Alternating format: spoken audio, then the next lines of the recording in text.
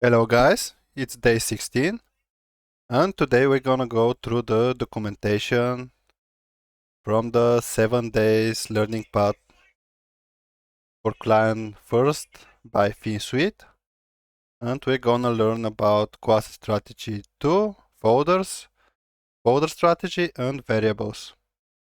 Let's go. Let's see what this class strategy 2 is about. Theory of best workflow practices for classes in Webflow Designer. Learn about global classes, stacking classes, and why we don't deep stack in client first. So I guess this is gonna be all about in this section. And let's go. Custom class creation. Make sure to understand the definition of custom class in client first.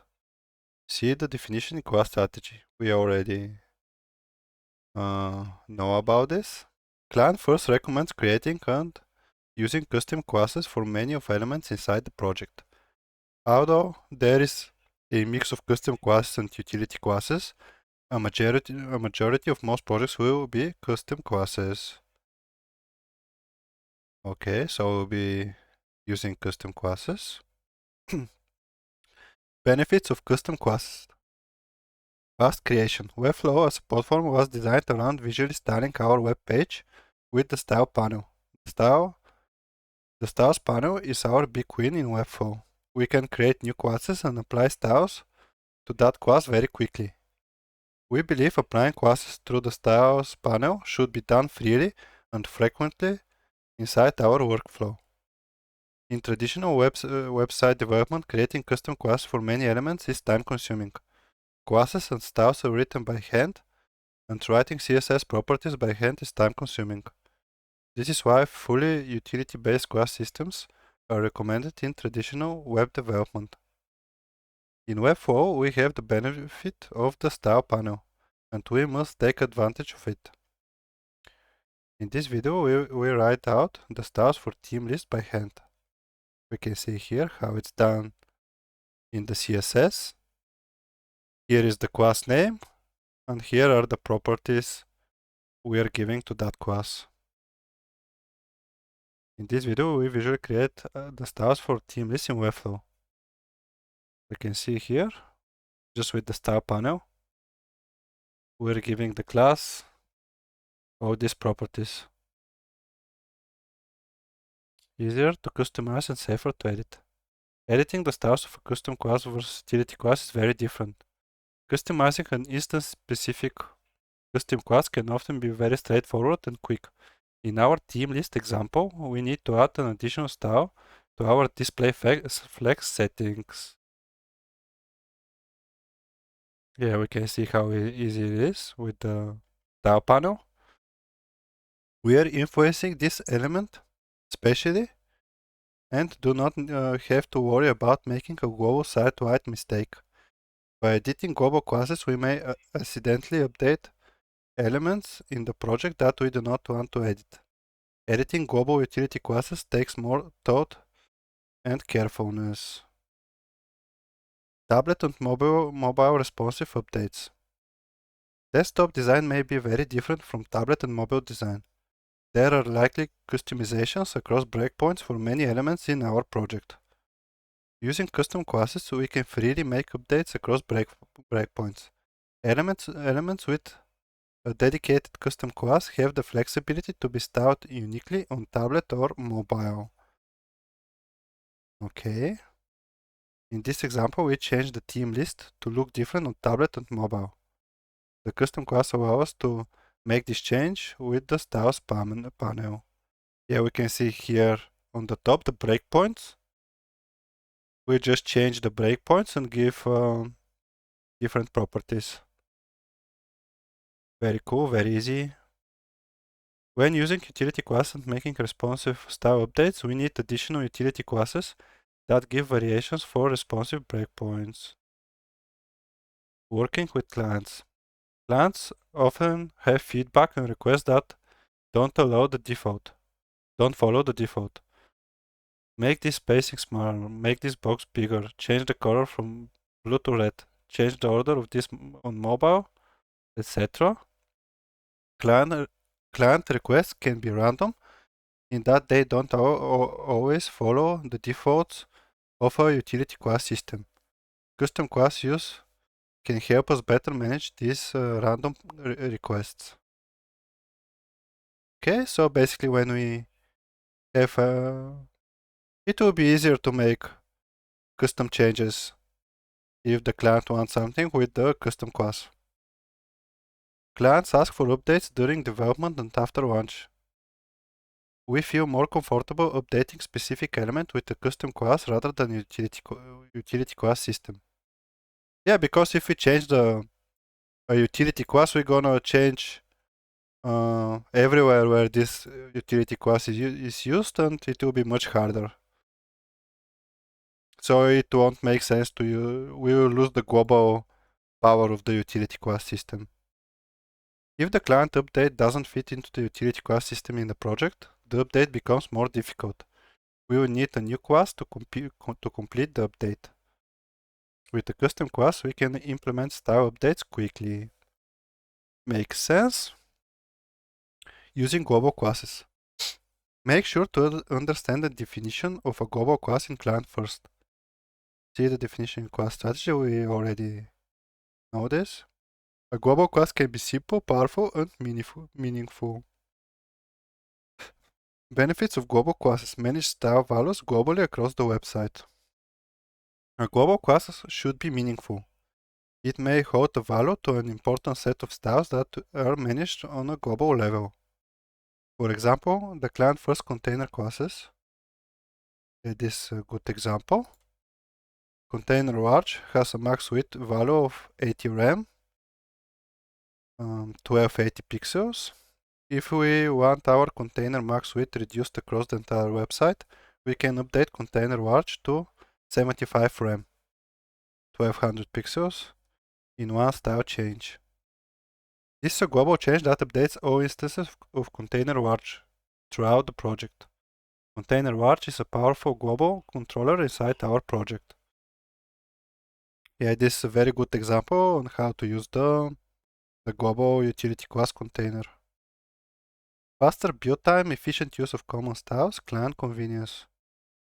We may want to use a CSS style as a utility class to help us build faster. For example, hide tablet or hide mobile portrait.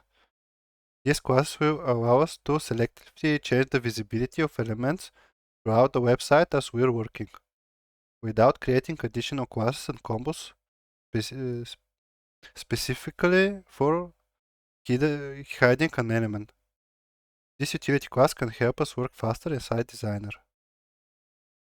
In the example below, we want to hide the last two items in the list for mobile only.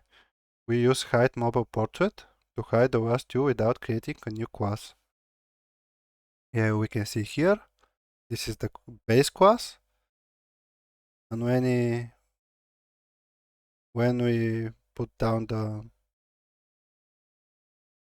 the hide mobile portrait, it disappeared. Nice. Understand that this is not a CSS property that would need to be updated globally. It is unlikely that we would want to show our instances of hidden mobile elements in the project. The goal of this utility class is to improve workflow while reducing additional custom classes. Yeah, I think this is the most important thing. We want to reduce the additional custom classes. That's why we try to use utility class when we can. Meaningful use of global classes. If a global class does not fall under one of these two benefits, it may not be a beneficial use of a global class. We can ask ourselves these questions. Does this style have any benefit of being managed globally? Does this lead to faster build time, efficient use of recurring styles, or client convenience? We only want to create and manage a global class if it falls under one of these use cases. Okay? Position absolute example. For example, let's look at global utility class called position absolute, which adds CSS property position absolute to an element. There is no reason to change the styles of this class globally. What CSS properties will we update in position absolute? There is no meaningful reason to update this class globally across the project. Yeah, because the position absolute will always be relative to the parent element and will be different for every case. So it's useless, this position absolute utility class. Position absolute is usually not a CSS property that can exist independently. It likely requires additional CSS properties to create a meaningful position. Exactly. It's unlikely that a position absolute style will improve our build speed since it needs the addition of stacked classes. There will likely be further class stacking for tablet and mobile responsive updates. Therefore, we suggest applying CSS properties like position directly to a custom class. Okay, so when we're playing with the position, we're using custom class. We do not recommend using a class such as position absolute as a global class. Dark section example. Global classes should have a purpose for global updates. An update to the class should significantly benefit global site-wide updates. For example, we may use the class section dark to apply color and background color to a section. If section dark is applied to many sections throughout the project, we can make powerful global updates to our dark sections. So we can easily change everywhere where we need the dark color by just changing the utility class. For example, changing background color to background color can be made to one class, section dark, and that will update the reflected across the entire project. Yeah, exactly. Stacked global classes. Stacked global classes can help us apply multiple global styles to a single element. We must approach class stacking with a strategy. Our build can become unmanageable if we stack too many classes on an element. Stack similar classes. We recommend stacking global classes from the same CSS property or category type. For example, we want to stack margin classes with margin classes, padding classes with padding classes. Yeah, like margin direction and margin size. Yeah, makes sense. We already know that. Stacking of similar classes is not a strict rule. It is a practice that helps us stay more organized and flexible inside the project. By using this method, we eliminate many cases of deep stacking. If you have a mix of class properties on an element, our class list grows and introduces a deep stacking problem. Examples. Let's look at two examples, margin and typography. Client-first basic system uses a stacked global class approach. First, we apply the direction class, margin top. Then we apply the size class, margin large. Exactly. Makes sense. We do not want to add more classes on top of this. For example, we would not add a max width category class on top of our margin classes. We approach deep stacking if we add additional classes on top of margin top or margin large. And we don't want that. If we place max width small, in addition to the spacing wrappers, we prevent quick changes to our margin large class. We have to remove max width small before changing margin large. Yeah, makes sense.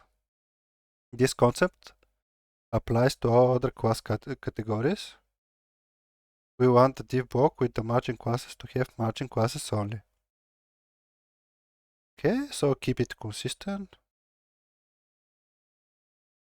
Typography. A text element may require multiple global typography classes. In this case, we can stack multiple classes on the text element. For example, a large size text that also has a gray color. A text element can get classes text size large and text color neutral to receive the styles. As with margin, we do not want to add more classes on top of this. We want our we want our typography classes easily accessible inside the style panel. If we are going to update text size large, we do not want to remove many classes after it too as the base class. Okay, we can see here text size large, text color neutral. We can use these two utility classes, but we shouldn't add the margin classes.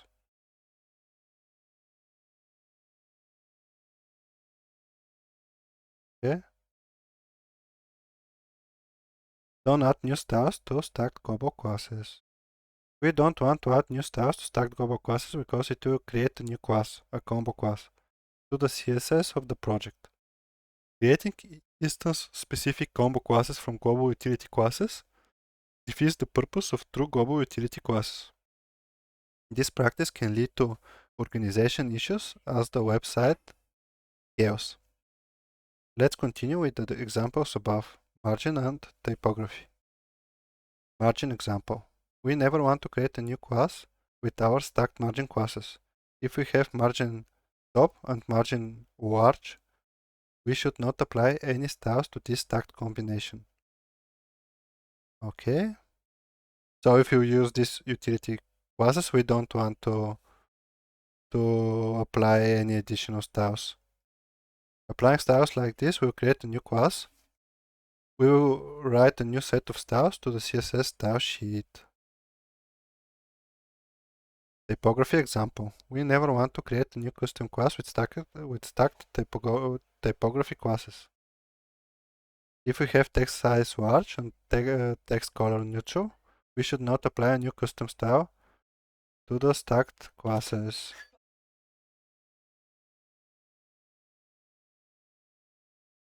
Okay, so if you use these utility classes, we should not add different styles. I got it. This also results in the creation of a new combo class. Okay, solutions. Instead of creating a new class from stacked global classes, we propose using these two strategies. Start with a custom class from the beginning. Instead of creating a global class, text size large, text color neutral, create a home header text custom class with size, color, and the additional CSS style. This gives us complete style flexibility to add custom styles to the element. However, we will not inherit any global styles of the text. If you use this method too much, we will no longer have the benefits of globally controlled typography. Okay, so we should use this as at least as possible. We should not lose it a lot because we will negate the effect of using the global utility classes, and we don't want that. We should use it only when absolutely necessary. Use an additional class to create the combo class. We create our combo class by adding a new class in addition to our utility classes. The class is called isHomeHeader, and the combo class is created for all three classes. This method maintains important style properties in text size large, text color neutral, while customizing the instance with isHomeHeader. isHomeHeader holds all of our custom styles for this instance. So the most important thing is that we won't change the values of text size large and text color neutral, and we won't lose the global styles. This method is most valuable when we want certain CSS styles to stay global across the project. In this example, CSS properties, font size, text size large, and color, text color neutral remain globally controlled exactly. Combo classes. What is a combo class? A combo class is a variant to a base class. A combo class inherits styles from the base class and adds more styles on top of it. We define the base class as the first class in our list of stacked combo classes in a combo class. We add a class on top of the base class to create a unique variation. The combo class will only work when combined with the base classes before it. In this video below, understand that isBrand does not work alone. It only works as an addition to the base button class. Okay, here we can see the button is the base class. And when we add isBrand, now we have the combo class. Button isBrand, and it changes the color. The key difference between a stacked global utility class and the combo class is a combo class creates a new class and adds a new style declaration to the CSS file of the project. Stacked global classes do not create a new class or style declaration in the project. Okay? Is prefix. To stay organized and straightforward with our combo class use, we use is as a prefix in the class name. When we see is, we know this class is created as a combo class on top of another class. Okay? Inheriting styles from the base classes. From the base class. Combo classes have one core requirement for creation. The combo class must have a clear benefit for inheriting styles from the base class. In a combo class, we define the base class as the first class in our list of stacked combo classes. The base class should hold the default styles that any custom variant builds in addition to. The class out on top, which creates the combo class, is the variant. Each variant should have a good use case to inherit the styles from the base class. Okay, we got it. Button example. Let's look at the example of a button combo class system. The button class is our base class. All style variants below are on top of the button class. Is primary, is alternative, is inactive, is dark. We can add these styles to button to show a variation. It's crucial to understand that the is classes will not work alone. They will only work as an addition to the button class. Okay, makes sense. The button class is an important base class in this example. We want all of our buttons, regardless of the variant, to have the same padding and font size. We define these properties in our button base class. Each of the is variants inherits these important global styles from the button.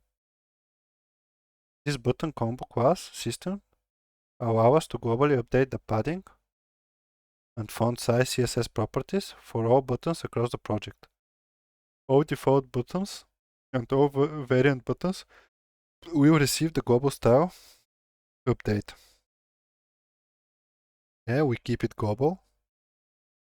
There is a clear benefit of being able to manage these styles globally. We can make significant site-wide changes to all buttons with one class update. Yeah, if we want to change something, we're gonna just change is color, is brand, is dark, is primary, and the styles will change. This button combo class strategy is an excellent example of powerful and efficient use of combo classes. Yeah, so we're gonna use a lot of combo classes for the buttons. Combo classes with purpose. Combo classes are powerful and we must use them with care and purpose. A poorly built combo class system can cause scaling and organization problems inside the project. There must be some use case to inherit styles from the base class. If there is no use case, there may not be a reason to use a combo class system. It may be better to create a single custom class that holds all stacked styles.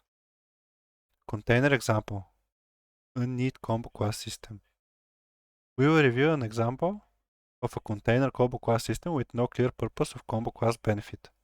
Our container class modifies several settings: margin, width, and variable max width. It is tempting to create combos of container is large, is medium, is small. It seems like a perfect use case for combo class because we have two shared CSS properties and one variable size property. However, the two shared CSS properties, margin and width, are not CSS properties. We should manage globally on a base class. It is not good practice to change these properties to any other values. For example, we would not want to change width 100% to width 90%. Additionally, we would not want to change the margin values. Okay, so this is a bad practice. Since we do not need to manage margin or width in the base class of container, there is no benefit in combo class management system. The only property value we need to modify is our max width class. Instead of container is large combo class, we apply all styles directly to a single class, container large. We always prefer to work with a single class instead of a combo class. If a combo isn't needed, we don't want to use it. Additionally, with size name in the class name, we improve the scalability of our class names in the navigator panel. We will see container large as the class name instead of container only. Okay, typography example. Inheriting desktop, customizing for mobile. We need to customize a text element because it is unique on mobile. On desktop and tablet, this element follows the default text size large style. On mobile, it requires a unique update that does not fit into our global utility class by default. Okay, start with a custom class from the beginning. We have the option to create a new custom class to manage the typography across all breakpoints. For example, home header text subtitle. With this strategy, we do not use the utility class system. The downside to this strategy is that we no longer maintain the global size values for desktop and tablet. If you want to make a global update to our text size large on desktop, the custom class does not get that change. Okay, use an additional class to create a combo class. If globally managed typography is important in our project, we can consider a new combo class. For example, text size large is home header. The benefit of this implementation is that we can maintain our global styles on desktop and tablet and then only customize them for mobile. When we make a global change to our text size large class on desktop, this element will receive those updates through the global system. Okay, and this is the problem, that we have to change the value of this utility class, and we don't want that because we want to keep it global. Okay, using this strategy with other utility classes. This concept works for other utility class systems in the project. For example, icon medium is footer, button primary is nav, heading medium is mobile effect. Make sure there is a purpose in creating a combo class from a global utility class. There should be a clear use case to maintain the global styles in and then add additional styles. Don't deep stack. The isCombo class strategy becomes less effective when there is a series of stacked global classes. For example, text size large, text color primary, text style underline, is testimonial title are too many stacked classes. We want to avoid deep stacking at all times. Okay? Don't deep stack. Reasons to not deep stack. Workflow problems in Webflow style panel. We don't have free control over combo class in Webflow. We are unable to reorder stacked classes inside the style panel. We cannot make edits to deep stacked classes on mobile breakpoints. We do not have complete control to manage stacked classes inside Designer visually. Removing all of the later classes in a deep stacked class list is a difficult process. As the class list becomes longer, there is a higher chance for error and frustration when making edits. Yeah, because if we change one of the combo classes and we're gonna break something and we won't know why it's breaking. I think I get it. We believe this is a non-efficient workflow and an inherent issue with Webflow UX. We have designed this client-first principle specifically around the way Webflow Designer UI allow us to interact with stacked classes. Many steps for small changes. The limitations in the section result in time-consuming process when editing deep stacked classes. The limitation, the section result in a time-consuming process when editing deep stacked. Yeah, makes sense. Deleting a list of classes to remove a single class early in the deep stacked list is not a fun practice. We may become frustrated with these extra steps if this is a constant practice in our workflow. Additionally, we have workflow issues with class editing for mobile breakpoints. When we need to make customizations specific to mobile, we may have style conflicts from earlier stacked elements. Exactly. Increased learning curve. We believe that deep stacking leads to a larger learning curve because there is a deeper requirement for understanding what the classes do. A user entering the project must have a strong understanding of CSS, understand what each class in the stacked list is doing, understand the nuances of class stacking in Webflow. We believe this increases the learning curve for our project. When we use client first, we want to lower the learning curve continually. We should push ourselves to create elements, use classes and implement strategies that are easy to understand, manage and scale. This is what makes a powerful Webflow project. Okay, these are the principles of client first. And this is what we want. This is why we are learning the client first. To make our life easier and to make as least mistakes as possible. When you have a structured way to work, there is a smaller margin for error. Writing CSS in Webflow is fast. We don't need to save time writing CSS in Webflow.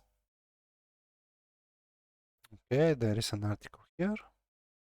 There is a tiny CSS savings.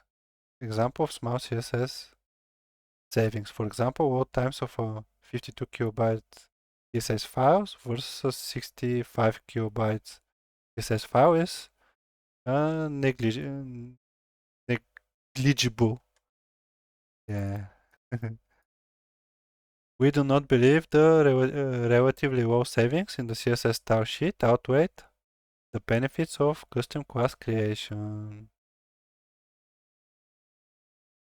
Deep stack limits. In client first, we stack, but we don't want to deep stack. Below, we look at the number of classes stacked on an element. One or two classes on an element. Great, this is common. Okay, so one or two classes, perfect. Three classes on an element, okay, but why do we need three classes? Is it necessary? So we can use three classes, but only when it's necessary. And we must have a reason to do it. Four classes on an element, absolute maximum stacking. Do we really need four stacked classes? So we can use four classes as well, but absolutely maximum. We should not use five classes. Four um, four classes is the maximum.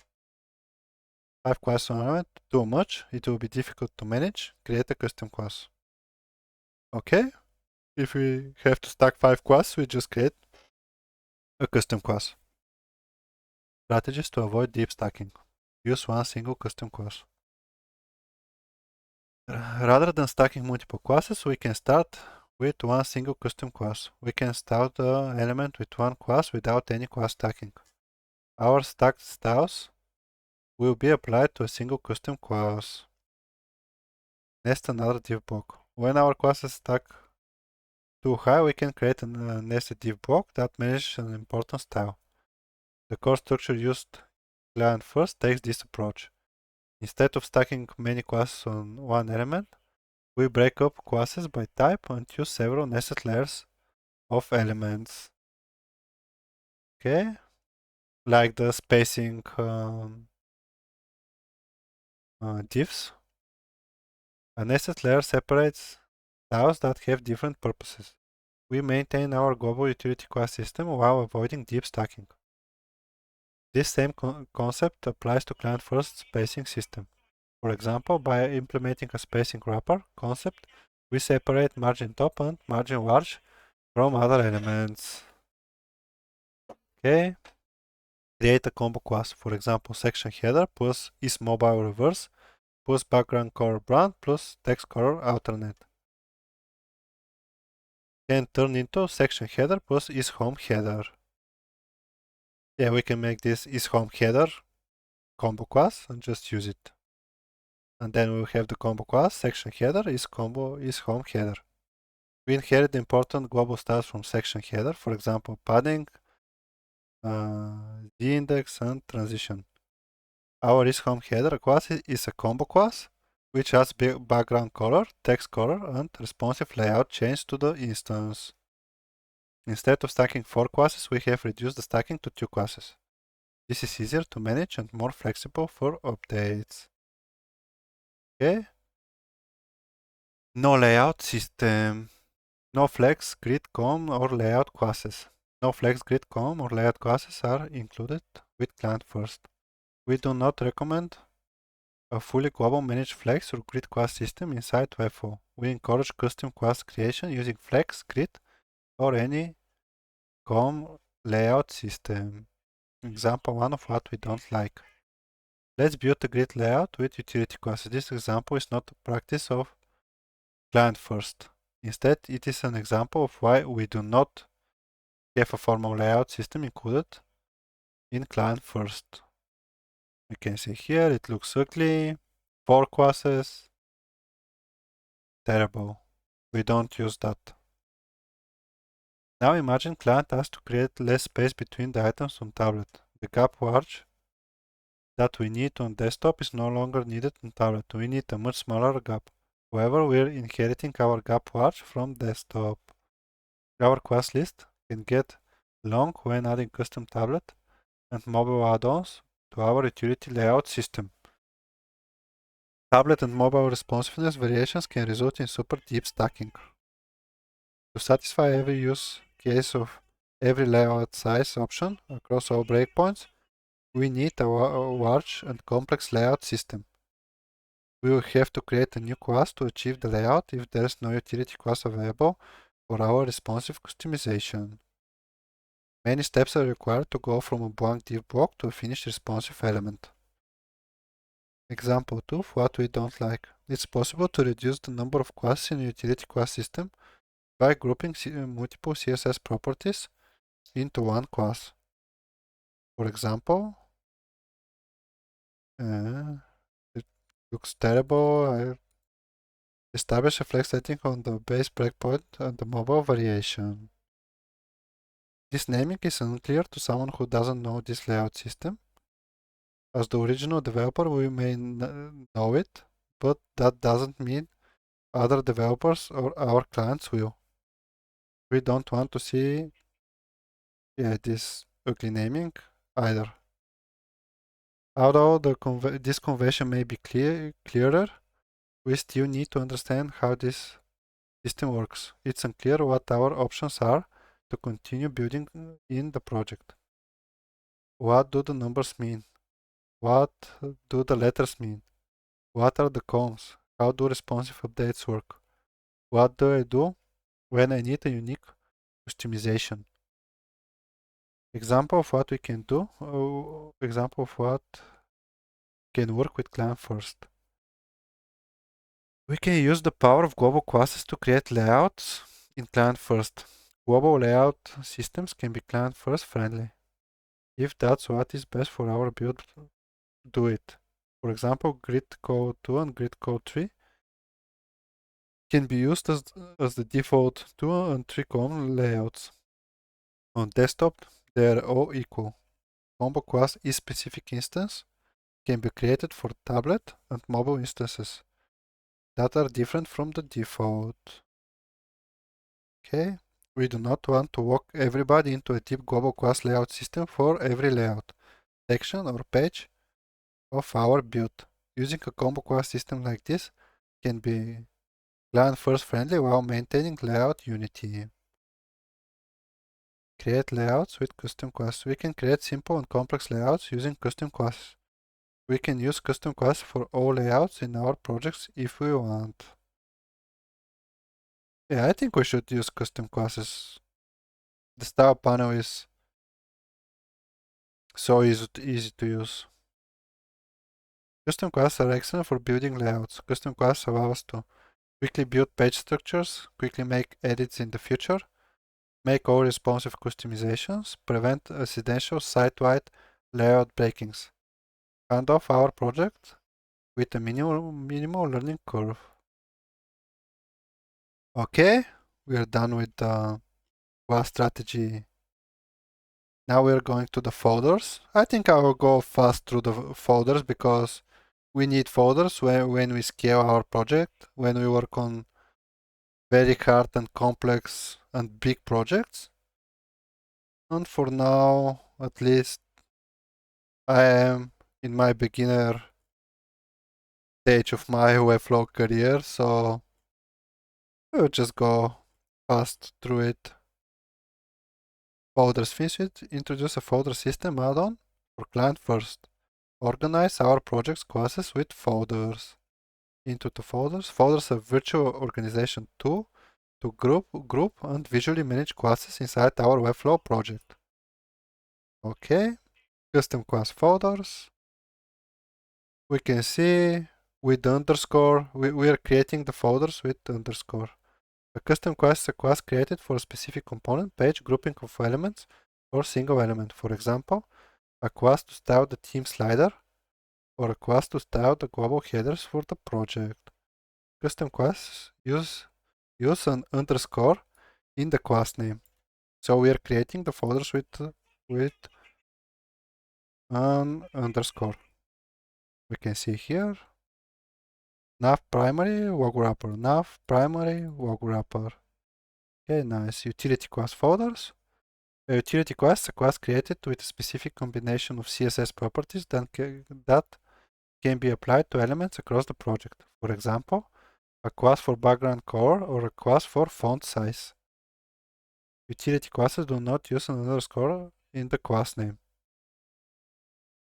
Any class without an underscore goes into the utility folder. So if there is no underscore, it's a utility class and it's gonna go with the utility folder. We can see here utility classes, container, small. Container dash small is this. We have the container folder with the small value. Custom class folders, folder underscores. Custom class folders, folder underscores. Custom class folders are indicated by an underscore in the class name. Custom class folders are, okay, we can see here, folder underscore one. Folder dash one underscore element. So we have this folder one and this element. Okay, makes sense. I get it. Creating folders. One underscore equals one folder. Okay. We get it. You can see here, home underscore. And we make one folder, two folder, three folders. We can see it here. Utility class folders. Utility classes are created by not using an underscore in the class name. A utility class has dashes only. You can see here. Utility classes, and then everything is folder. Text, size, small. Yeah, it makes sense. It's super easy to understand. Nothing really complicated here.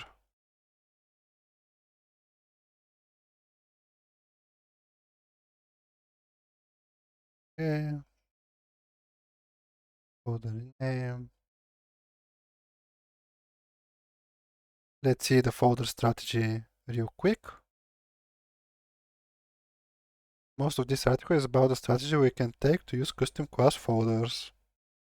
Projects are different. Projects have different requirements. Projects Vary in design and layout style. Projects may have different post-project maintenance strategies.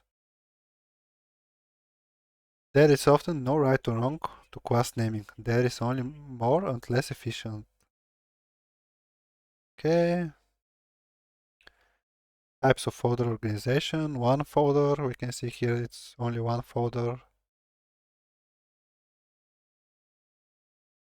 One folder level page name as element prefix.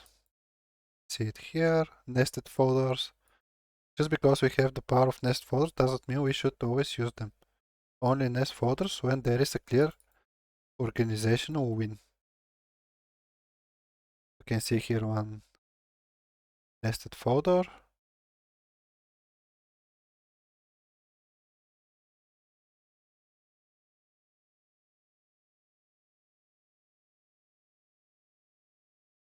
Culture. This is not nested folders. Keyword folder first. Keyword folder, page folder, name of the element. Yeah, we can see here the culture underscore slider underscore pane. Okay. Page name in class name. Flexible option using page name. Page names can go in the folder name. Page names can go in the element identifier. Keywords can be mixed with page names in both the folder name and identifier. Is this element styled for this page only? You can see here, home slider, arrow. Okay.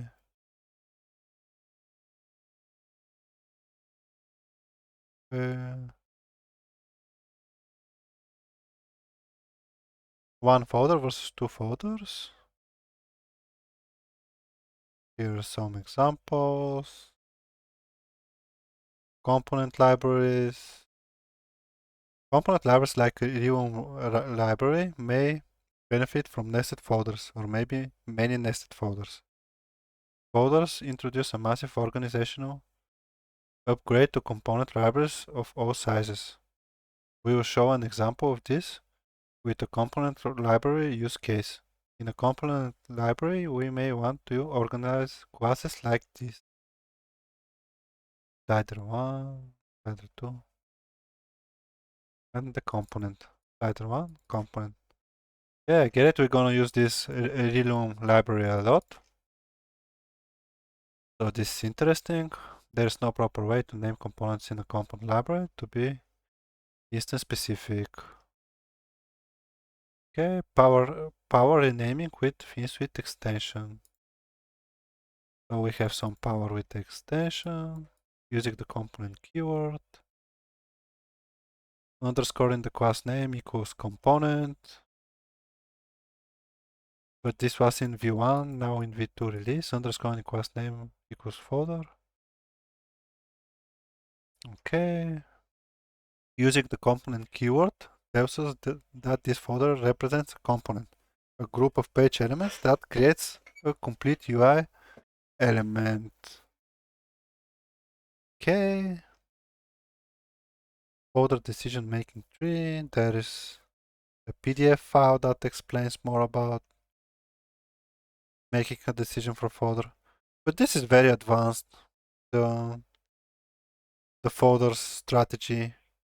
We need it when we have a very large and complex project. And for now, just knowing that there is something like folders is perfectly enough. Variables are super important, so we'll go through the variables. And this will be for today. Color variables in Webflow and how client first use them. Strategies, naming conventions, and practical usage tips. We decided to not release size variables because there is no breakpoint feature on the variables panel. When Webflow releases breakpoints, we will revisit the variables panel. For now, we are starting with the clear benefit of variables, colors. So the colors are the most used variables in Webflow. It's very important to use the variables for the colors. What are the benefits of using color variables in your website? Consistency across the project. Color variables help unify colors throughout a project by defining a color once and using it in multiple places. We maintain a consistent look and feel, which is crucial for brand identity and user experience. When we need to choose a color variables give us a list of available options to choose from. We can see here the name and the value. Ease of maintenance. If we need to change a color, we only have to update it in one place, the variables panel. Updating a color variable will change that color everywhere in the project. This makes maintenance and updates much more straightforward. It also reduces errors. In this case, we need to update the brand color across the entire project. This can be quickly accomplished by adjusting the value of the primitive tokens. Yeah, this is great, very convenient. By using variables, we can also quickly update colors in different custom components and utility classes at the same time. Theming. This is a starting point for future releases of Webflow variables. Using color variables will simplify the creation of different themes, including dark light modes when Webflow releases modes. They are already released. We can use modes now. By changing the set of color variables, we can easily switch between themes, allowing for more dynamic and customizable design. Okay. Improved readability and organization. Using color variables make our Webflow project more readable and organized. It's much easier to understand and remember a color variable like primary color than to remember specific color codes like FF5733, for example. Yeah, makes sense. Context for usage. Organized semantic tokens help us understand which color to use during the building process. The name of the variables gives us a lot of information about how it's used in the project. If we need to add text color to a heading, we can quickly find the project's text colors in the text color variable section. Primitive tokens. Primitive tokens, represented by base colors, are the foundational building blocks of a design system's color palette. These variables are the most granular level of color classification. They serve as the base for more complex and specific design decisions. They are identified by the prefix base color. This is the name. You can see here every color and the value. How to use primitives. In practical terms, these variables are used to create the semantic variables that will be implemented in our project. We can see these are the semantics, the background parameter, and these are the primitives, gray, white. Avoid directly linking primitive colors to classes unless there is a strong reason to do so. Yeah, we should use the semantic colors and not the base colors to our classes. It's only recommended to link a style directly with the primitive if you don't want to use that primitive anywhere else. Okay, makes sense. How to group the primitives. In the client first clonable, we start with the following groups for primitives. Brand colors, neutral colors, system colors. You can see here the base colors. Base color neutral, base color system. Every project is different. Client first offers flexibility in grouping, allowing you to rename and regroup the variables based on the project. In the example below, find additional examples of how to group primitives. Okay, so every project is different.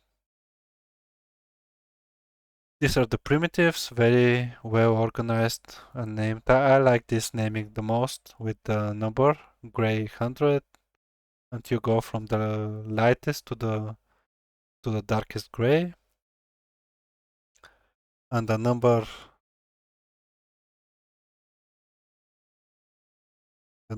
is responsible for the how dark or light the color is. I like this system. How to name the primitives? The way designers or companies name primitives can vary significantly. We have chosen to begin our style guide with the names of the colors, accompanied by a small number of shades as shown below. Blue light, blue dark, pink light, pink dark. Yeah, I get it. But it's up to you what naming convention you go with. I like the number one. I don't like when it's with words. Because you can have blue light, blue and blue dark, but you don't have the other shades. You must do lighter, lightest, darker. I'll see. I like this one the most.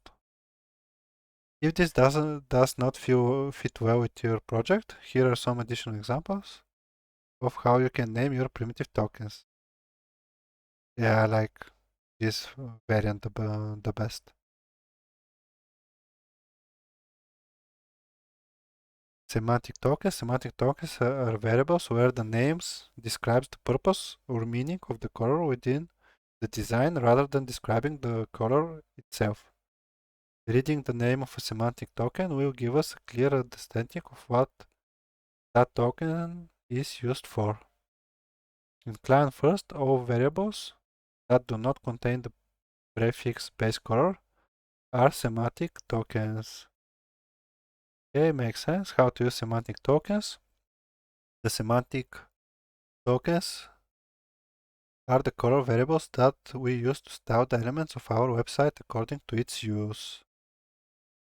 In the example below, we can see specific use cases where these tokens should be used.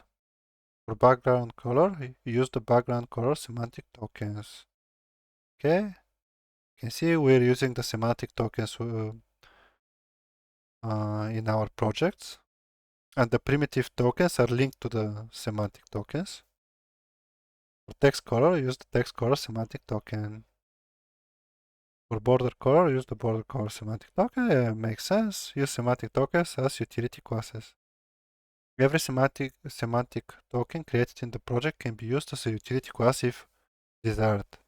This approach allows for quick changes to certain elements.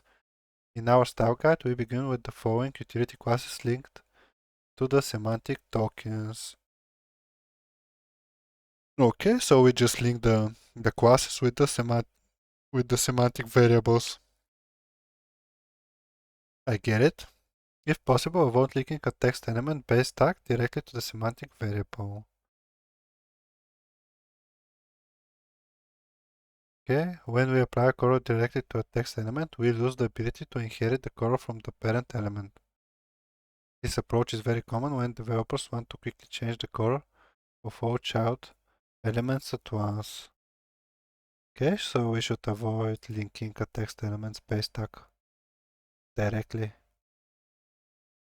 with the semantic variable. If we need to link a semantic token to a text element, client first includes inherit color utility class to override the style and inherit from the parent element. See the text in the example below. If we need to link a semantic token to a text element, client first includes inherit color utility class to override the style of the. Okay, get it? We just give it the color and it change. The text changes the color. Okay. How to name semantic token? We suggest naming the semantic token with the following naming convention. Background color dark, text color primary, border color brand. Question to ask ourselves when naming an element. So this is the element, the background, style. So this is the style, the color.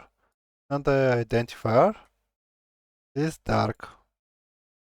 Okay, below you can see a list of semantic token examples that you can use in your project. Background color, background primary, background secondary, and these are the primitives. Black, blue, pink. We link the primitives to the semantic tokens. Okay, perfect. Similar to primitive tokens, designers and companies have different approaches for naming. Choose names and conventions that are most clear for the project. Do not name a semantic variable with the name of the color. If we name a variable simply by its color, any change in color schemes or themes would require renaming the token. This defeats the purpose of semantic tokens, which is to abstract the design from specific color values.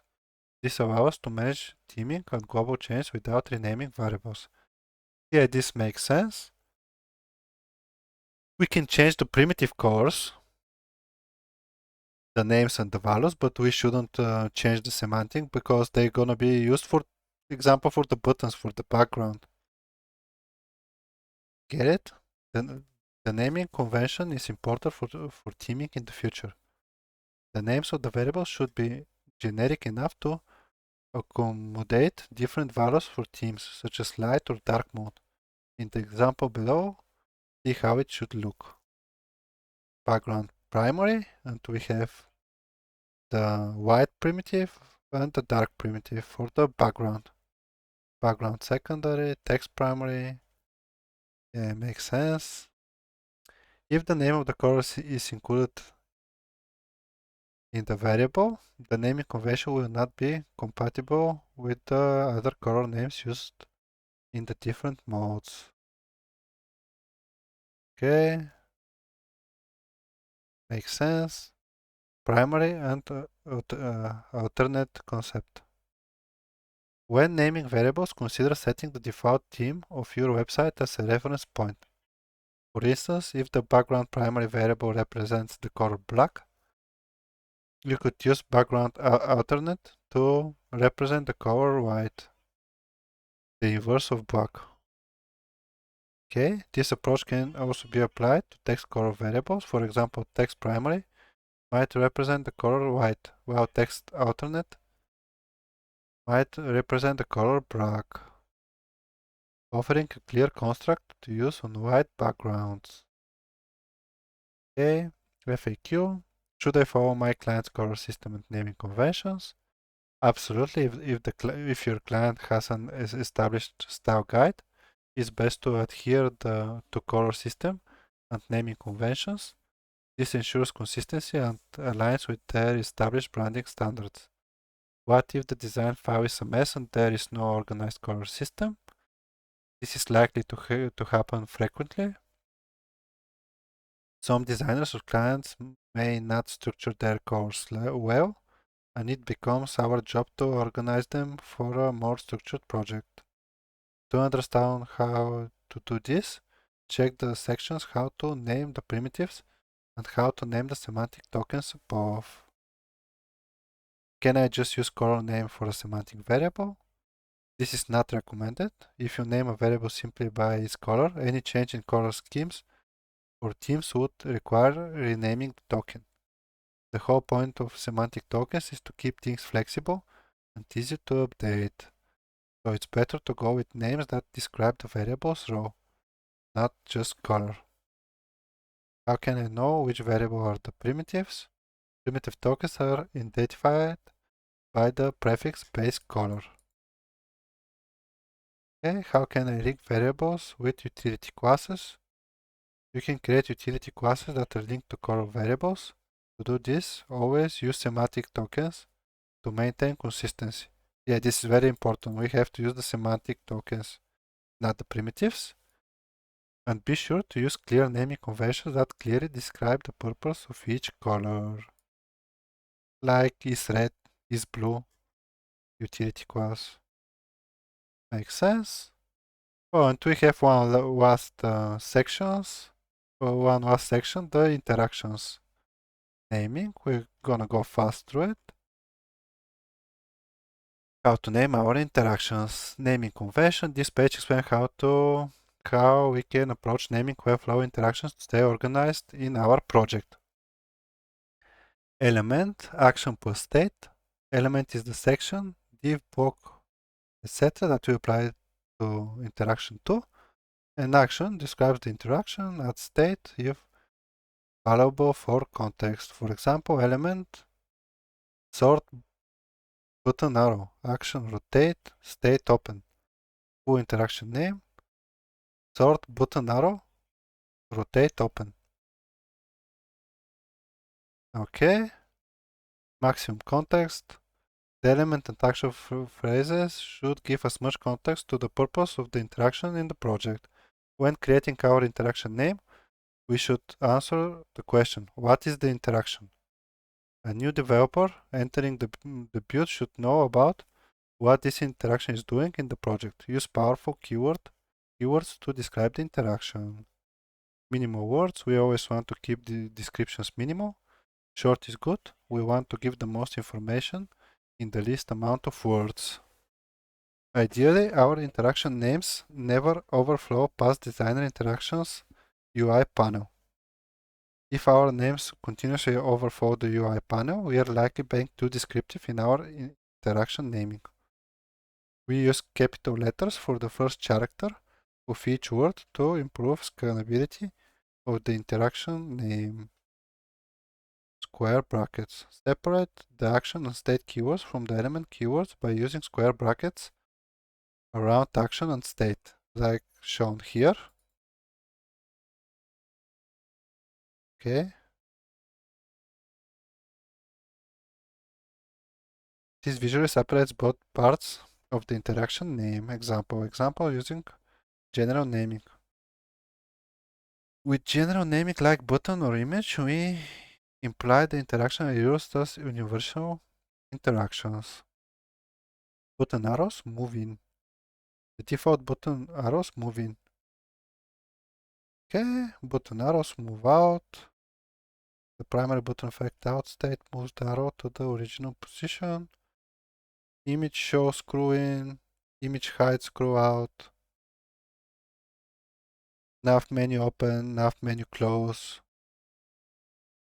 Okay, makes sense. Examples using specific naming. With specific naming, we can qualify what unique interactions are doing for specific elements. Through naming, we imply the interactions are used in specific use cases.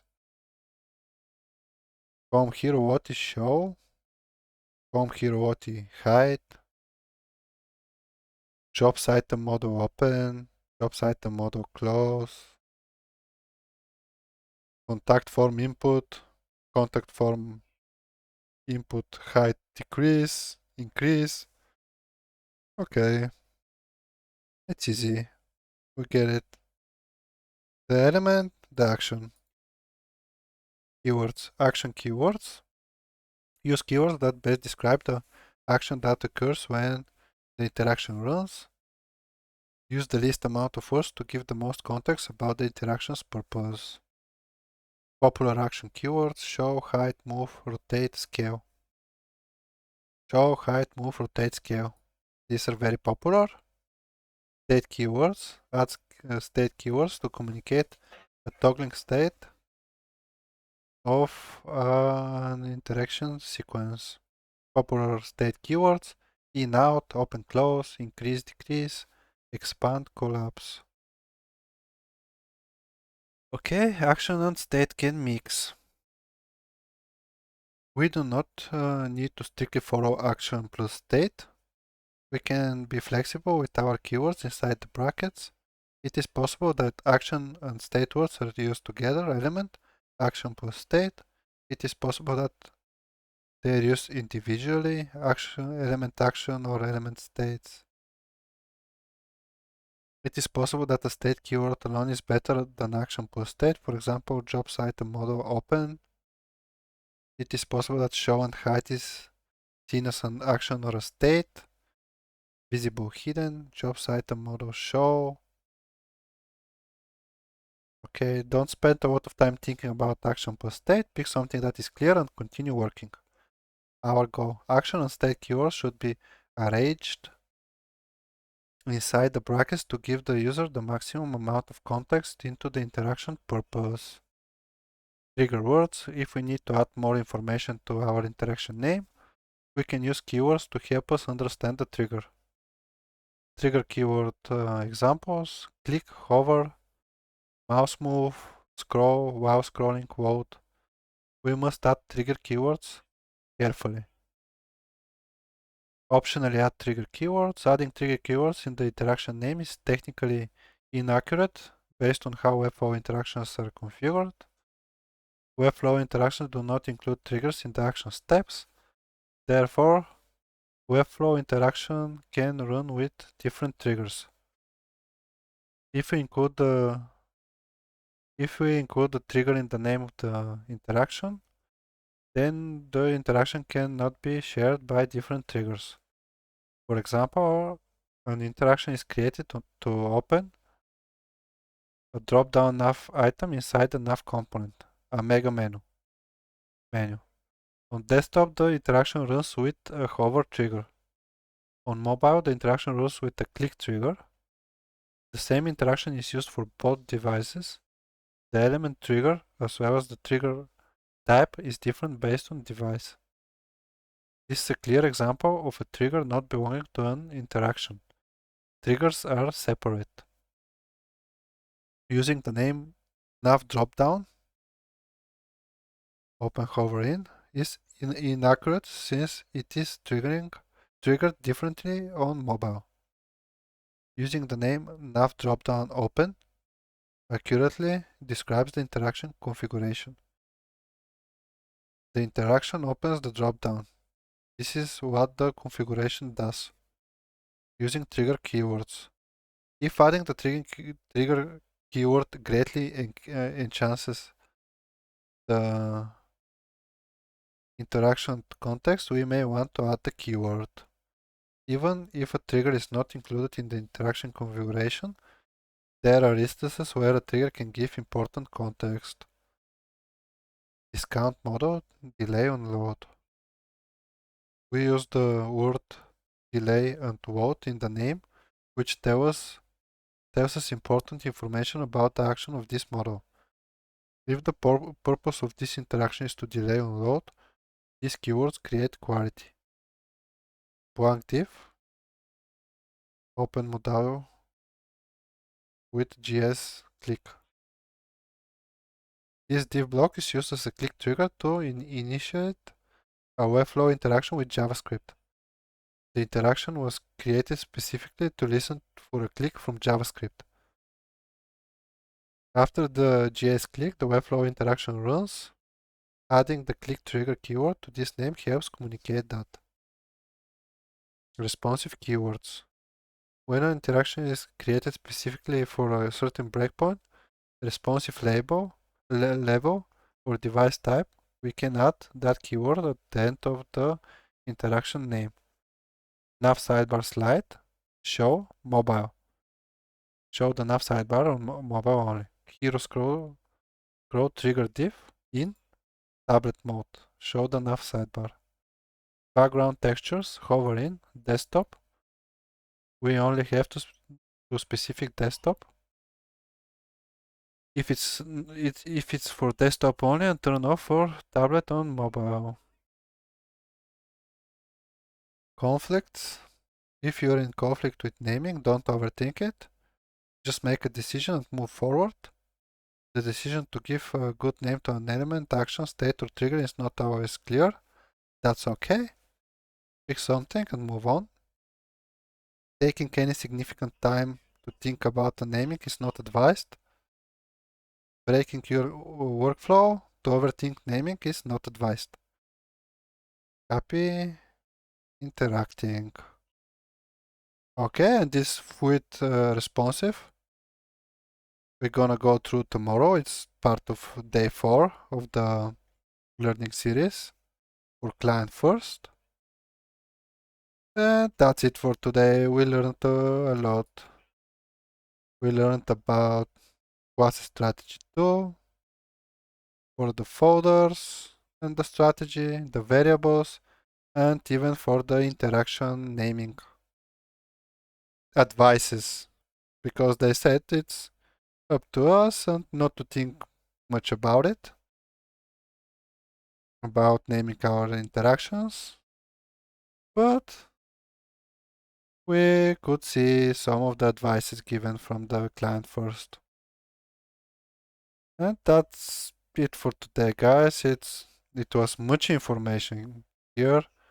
I'm kind of tired reading through all of the documentation. I learned a lot.